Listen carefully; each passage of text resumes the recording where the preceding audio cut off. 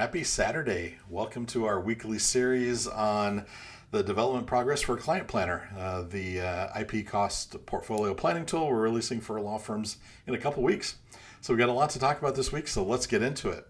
So last week we talked about customizing client fees and setting those up, and it was a little bit of a hassle. So we've moved client fees over underneath the sidebar menu now, so they're easy to get to. We've got a couple clients in our portfolio, Acme Corporation Global Widgets. We can easily take a look at them. We don't have to set up all of the fees for the client. We can use our standard firm fees, obviously. We've added a couple other things, so entity size, fiscal year start, so we can make sure we're aligned with the client's requirements there.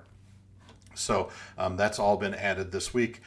Next week, you're going to see that when your portfolio is imported, we automatically build all the client data, and we'll actually take a look at the portfolio and look at the characteristics and where they've filed and build out their filing strategies for them as well. So that's going to be coming next week. So that's the client side of things. We've also done a lot of work on the planner side of things. So let's go and add a plan.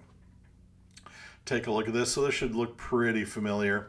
A couple things we've added. We had some extra tabs that are largely for the corporate client base, and that's going to be released at the end of June. So we've removed those tabs like Goal Planner and some things like that, What If. We've added this Customized View tab, and I'll talk about that in just a little bit. We also have made it so that the slider, the duration slider, is available all the time. So I can change my duration no matter where I'm at on any of the different tabs.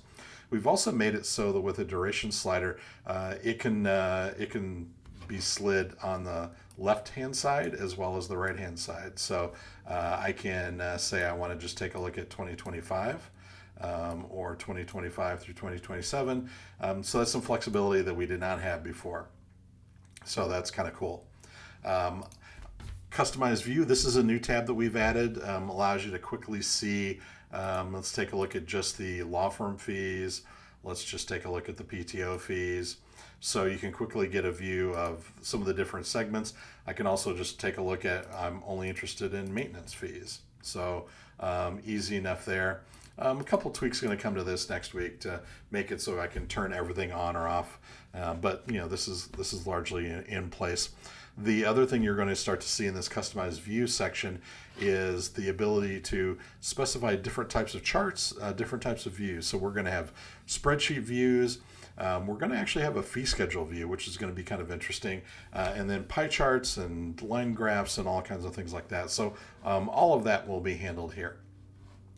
So another thing that we've done this week was I didn't really like the way that we visually represented new cases. And so the new cases was appearing underneath the existing portfolio. And so when I say existing portfolio, I'm talking about these items here. So now when I have a series of new cases, new foreign filings, what we've done is we'll drag Acme Corporation up here. And Acme Corporation, they only did one filing last year, so not terribly impressive. They're going to have a bigger year this year, so we're going to call them my big year. We'll add that in there. This is going to be Acme Corporation.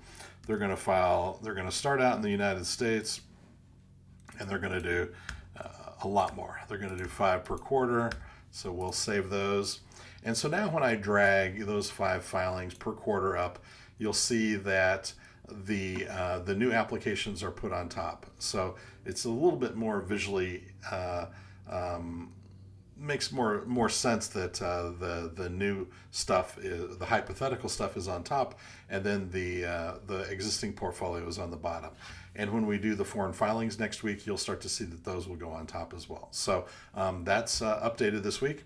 And then the last thing we worked on this week was the export. So we now have a detailed export. If I click detail here and click on my Excel spreadsheet, I get my detailed export, and I can zoom in a little bit for you.